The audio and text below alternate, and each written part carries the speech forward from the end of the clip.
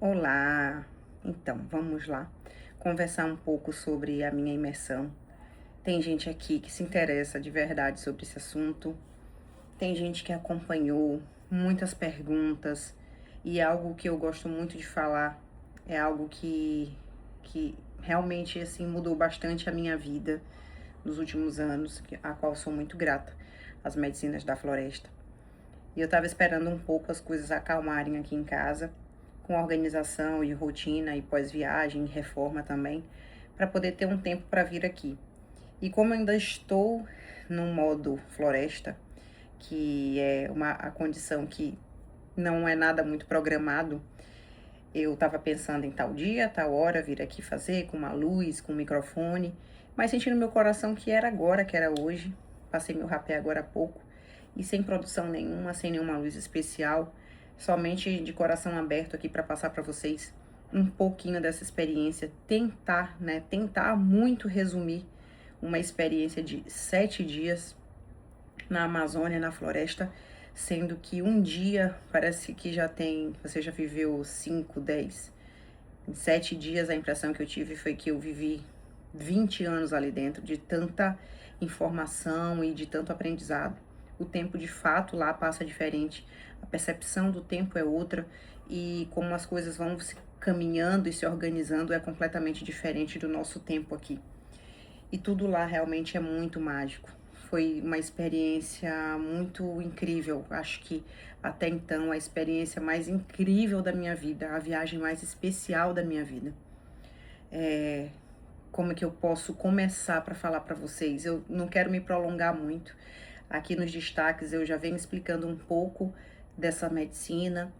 Eu não quero me prolongar em como na história dela. Eu deixo isso para o Dr. Wilson Gonzaga. Quem quiser entender mais sobre a ayahuasca, a história da ayahuasca, a sua descoberta, os seus benefícios que já são comprovados pela ciência, pela medicina, a nível cerebral, o que acontece, como age, a neuroplasticidade, a neurogênese, também essa modificação do padrão, da quebra do ego, toda essa parte eu deixo para o Dr. Wilson. Eu quero mais contar aqui a minha experiência, né, como foi. Então, desde 2021 eu tenho esse chamado para as medicinas da floresta, para conhecer mais. Eu gosto muito de autoconhecimento e para quem está chegando aqui, eu já busquei muitas fontes de autoconhecimento, como coaching, como a própria hipnoterapia. Eu tenho uns cursos de hipnoterapia da Omni, do Rafael Krais, que hoje é um mentor aí da neurociência, um gigante, que eu sou muito grata, aprendi muito com o Rafael Krais. Então, durante um bom tempo eu trabalhei na parte da hipnoterapia. E dentro da ayahuasca é como se fosse a junção de tudo isso, sabe? É como se, porque na hipnoterapia a gente trabalha também essa mudança de padrão, né? Vai lá na raiz da nossa dor. A gente entende que o problema não é o problema, o sintoma não é o problema, que sempre tem algo que vem muito lá de trás e que a gente carrega, né? Os padrões familiares, aquilo que aconteceu na nossa infância, a maneira como a nossa mente interpreta esses eventos, que é completamente diferente da realidade de fato. Às vezes é uma percepção infantil. E é aquilo que às vezes não são traumas, mas que são dores que ficam, a sensação, né, do abandono, da perda, do luto, de como tudo isso vem sendo guardado e alimentado por nós. As questões familiares também, a ausência paterna, então tudo isso. Não necessariamente um trauma, algo violento, que vai determinar as suas limitações, as suas crenças limitantes. Mas às vezes é algo que parece pequeno, mas que tá lá e de fato se transforma como uma bola de neve, que vai crescendo muito. E se a gente não olhar para isso e deixar isso acumular e não procurar resolver, olhar para essas sombras, a tendência é isso continuar na nossa vida, continuar em diferentes áreas da nossa vida, nos limitando, nos adoecendo as pessoas ao nosso redor. Por isso eu sou muito fã e pego muito nessa tecla da gente investir mesmo em autoconhecimento, porque isso eu falo daquilo que a gente tem consciência, das nossas dores, do que a gente carrega, mas a grande parte, a sua grande maioria, a gente nem tem tanta consciência assim, que tá lá e que faz mal e que a gente carrega. a gente carrega muita coisa. A gente tem uma herança familiar de crenças limitantes, de padrões, de dores ou de vícios ou de limitações mesmo. A questão do merecimento muito forte, que tá lá, né? Que tá lá, que a gente não sabe como foi que começou, como surgiu, mas que reverberou até nós. E o nosso objetivo aqui, pelo menos o meu, nessa vida, é melhorar como pessoa, é quebrar esses padrões para que isso não se perpetue, para que não continue na minha família, para que meus filhos não carreguem, meus netos também não. Então tem muita coisa que eu já venho quebrando, que eu já consegui quebrar, que eu já identifiquei, que eu descobri também através dessas medicinas.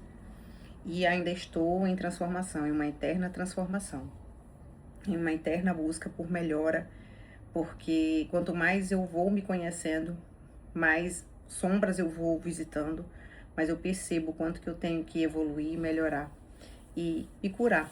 Porque eu curada, eu vou conseguir levar mais amor, mais harmonia, mais paz para as pessoas ao meu redor, para minha família, para os meus filhos, no ambiente de trabalho e para a sociedade em geral. Então vamos lá. É isso, uma breve introdução do que me trouxe até aqui.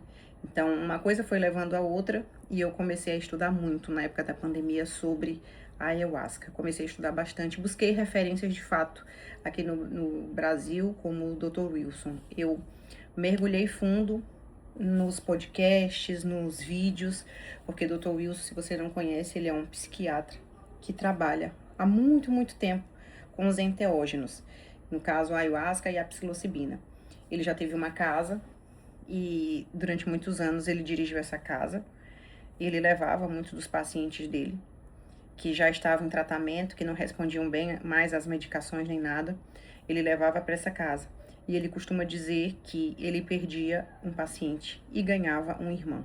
Muitas das vezes, com uma sessão ali na ayahuasca, destravava tudo, a neurogênese acontecia, a neuroplasticidade acontecia, novas conexões cerebrais, porque a ayahuasca faz isso, com a liberação do DMT que tem na planta, faz com que você comece a pensar na vida, naquela sua questão, de uma maneira completamente diferente de que você já pensou antes. É um novo caminho, é como se você tivesse tido uma outra vida, uma vida paralela, uma educação paralela, uma infância paralela, e te faz pensar de maneira completamente diferente. E isso é tão forte, impactante, que de fato essas novas conexões que acontecem ali vão determinar muito a tua mudança. E se isso for junto com uma integração com profissionais, melhor ainda, porque vai te ajudar a integrar tudo isso.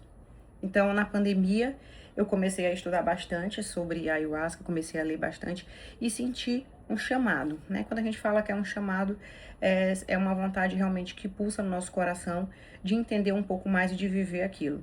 E eu não queria ir em qualquer lugar, eu busquei referências de locais seguros, eu busquei relatos, na verdade, eu fui atrás de relatos de pessoas, de conhecidos, de terapeutas, colegas minhas também, inclusive que fizeram no Método CRAS, na época junto comigo, Método CRAS, e eu pude realmente pegar essa referência, essa boa referência, e comecei assim.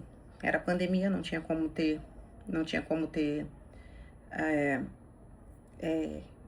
os retiros, né? E aí, depois que isso passou, eu fui. O primeiro local que eu fui foi na Aldeia da Vida, em Recife. E foi maravilhoso, foi muito impactante. Lá tem o Léo e a Isa, que inclusive eles que estavam com a gente lá, eles eram os responsáveis, né? O nosso grupo foi guiado por eles, esse casal maravilhoso. E foi o primeiro lugar em que eu consagrei, que fui muito bem acolhida.